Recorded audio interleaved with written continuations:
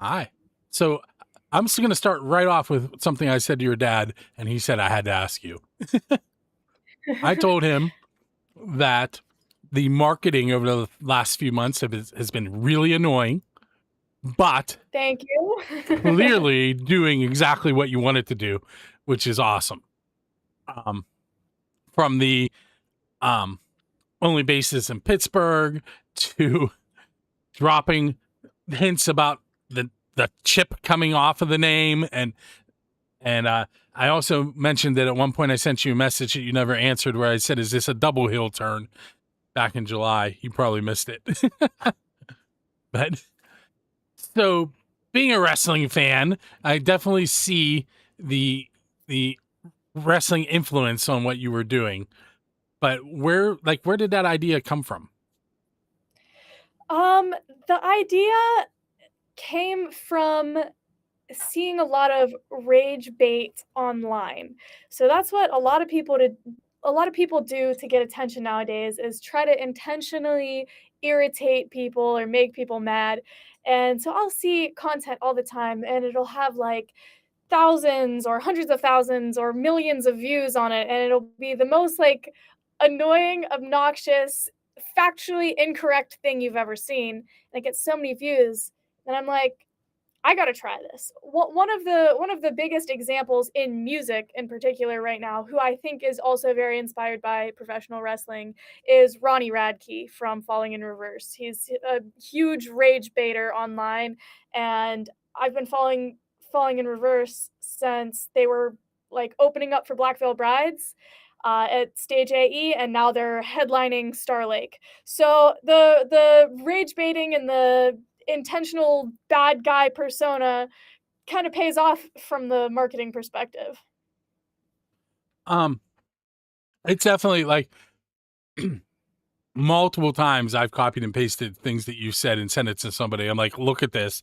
As much as it's annoying me, it's great. So like because like I can't remember where the woman was, but somebody was complaining and someone replied, "Well, it's clearly working because I now know about this band in Pittsburgh and I'm in." And she might have been in like Colorado or something.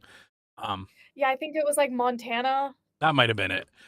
Yeah. Yeah. So way to break the algorithm and get your band seen.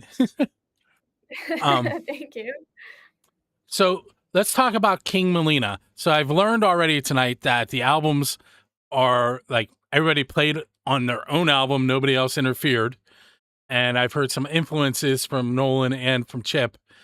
Um, and I've listened to the track that you sent me, and I know that it's way different than what I've heard from them and you in the past. So let's talk about where your album came from. Like, what were your Um, influences here? Yeah, so my influences for the whole album range from, like I was talking about Falling in Reverse before. I have one track that's very Falling in Reverse inspired and inspired by an online interaction that I had with Ronnie Radke. The song that I sent to you, Heel Turn, is very inspired by Limp Bizkit. And I have a lot of other tracks that are pretty metal. I do love Wes Borland from Limp Bizkit's style of guitar playing. So I have a couple riffs throughout the album that I was hoping to, bring that inspiration into. So overall, this is my heaviest album by far. Um, and I was just influenced by a lot of various artists and brought all of those different influences together to kind of create something a little bit new, a little bit different than significantly more different than what I've previously been doing. So something else just popped in my head on a previous Chip in the Charge Ups album. Um, there's a song on there. I think it's Maleena Made Us Change, and I can't remember the rest of it. But can you give us the rest of that title for a second? Yeah, it is Maleena made us change the name of the song to fit in with the pop punk community. Okay. Now, I was looking at some of Nolan's songs, and he has like songs that have like sentences for titles. So I'm starting to wonder: was it you that really did it, or did Nolan say you did it and name that song? No, it was really me that did it. When we were working on that last album, it is definitely our most pop punk influenced album.